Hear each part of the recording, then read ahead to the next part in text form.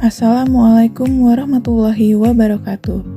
Perkenalkan, saya Olivia Ayu Pramana, peserta Latsar CPNS 2022, golongan 3, angkatan 22, kelompok 4, yang diadakan oleh BPSDM Provinsi Sumatera Utara. Pada Learning Journal kali ini, saya akan membahas mengenai manajemen ASN dengan pengampu materi Bapak Dr. Andes Muhammad Kahfi, MSI. Dalam Undang-Undang Nomor 5 Tahun 2014 tentang Aparatur Sipil Negara, berdasarkan jenisnya, pegawai ASN terdiri atas pegawai negeri sipil atau PNS dan pegawai pemerintah dengan perjanjian kerja. Dalam pengertiannya, PNS merupakan warga negara Indonesia yang memenuhi syarat tertentu, diangkat sebagai pegawai aparatur sipil negara secara tetap oleh pejabat pembina kepegawaian untuk menduduki jabatan pemerintahan, memiliki nomor induk pegawai secara nasional. Sedangkan P3K adalah warga negara Indonesia yang memenuhi syarat tertentu yang diangkat oleh pejabat pembina kepegawaian berdasarkan perjanjian kerja sesuai dengan kebutuhan instansi pemerintah untuk jangka waktu tertentu dalam rangka melaksanakan tugas pemerintahan. Dalam manajemen ASN, terdapat beberapa substansi penting yang harus kita pahami, antara lain kedudukan dan peran ASN, hak dan kewajiban ASN, kode etik ASN, dan konsep sistem merit dalam pengelolaan ASN, serta mekanisme dalam pengelolaan ASN. Saya akan membahas mengenai substansi yang pertama, mengenai kedudukan dan peran ASN. Di sini, ASN memiliki tugas dan fungsi antara lain sebagai pelaksana kebijakan publik dan pelayan publik, serta perekat dan pemersatu bangsa. Selanjutnya adalah hak dan kewajiban PNS.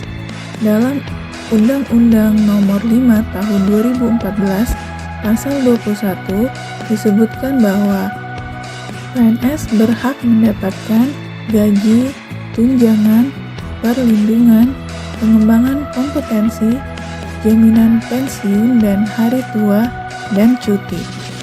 Sedangkan hak yang dimiliki oleh pegawai pemerintah dengan perjanjian kerja sama halnya dengan hak yang dimiliki oleh PNS, hanya saja tidak dapat jaminan pensiun dan hari tua. Kewajiban ASN merupakan suatu beban atau tanggungan yang bersifat kontraktual dan menjadi sesuatu yang sepatutnya dilaksanakan oleh ASN.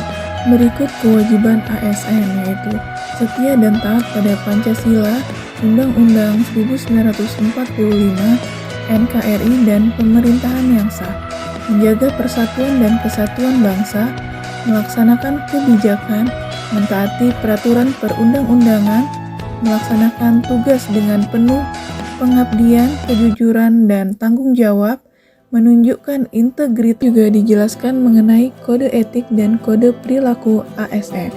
Kode etik dan kode perilaku ASN ini bertujuan untuk menjaga martabat dan kehormatan ASN. Agar lebih memahami mengenai kedudukan dan peran ASN, kita akan menjabarkannya. Seorang ASN harus paham apa itu kebijakan dan dari mana sumber kebijakan itu berasal. Kebijakan ialah serangkaian keputusan dan tindakan yang dituangkan dan ditetapkan oleh pemerintah, dibuat dalam bentuk regulasi atau perundang-undangan yang harus ditindaklanjuti baik oleh instansi yang ada di pusat, provinsi, daerah, maupun kabupaten kota. Sehingga ASN mampu menindaklanjuti bagaimana penerapan kebijakan itu. Dalam menjalankan peran sebagai pelaksana kebijakan publik, terdapat 5 aspek yang harus dimiliki oleh ASN. Antara lain, 1. Kemampuan substansi, di mana kemampuan ini harus dimiliki agar dapat diterapkan di instansi kerja. Dengan menempatkan pegawai pada posisi yang sesuai dengan latar belakang pendidikan formalnya. Misalnya, seorang lulusan sarjana teknik ditempatkan di bagian perencanaan pembangunan di Dinas PUPR. Selanjutnya, kemampuan di bidang perencanaan. Kemampuan ini harus dimiliki oleh ASN sehingga memahami alur kegiatan di instansi masing-masing. ASN harus dapat mengerti apa itu RPJP, RPJMD, RKPD, Renstra, Renja, dan sebagainya. Selanjutnya, kemampuan dalam keuangan. Dalam pelaksanaan musrembang akan diberitahu asumsi pagu sebagai dasar menyusun Renja, lalu menyusun DPA menggunakan dasar Renja. Pada perencanaan dan keuangan merupakan dua hal yang tidak bisa dipisahkan karena akan saling terhubung. Selanjutnya, kemampuan dalam pengadaan barang dan jasa. Dalam hal ini, seorang ASN harus memahami alur pengadaan barang dan jasa di instansi atau OPD-nya masing-masing. Karena dalam kegiatan di pemerintahan, output yang dihasilkan berupa barang atau jasa. Aspek terakhir yang harus dimiliki oleh ASN yaitu kemampuan dalam manajemen ASN. ASN harus paham dan menguasai manajemen agar dapat motivasi diri dalam pengembangan karir di masa depan. Sebagai seorang pelayan publik, ASN harus benar-benar menempatkan diri sebagai pelayan, bukan sebagai orang yang dilayani.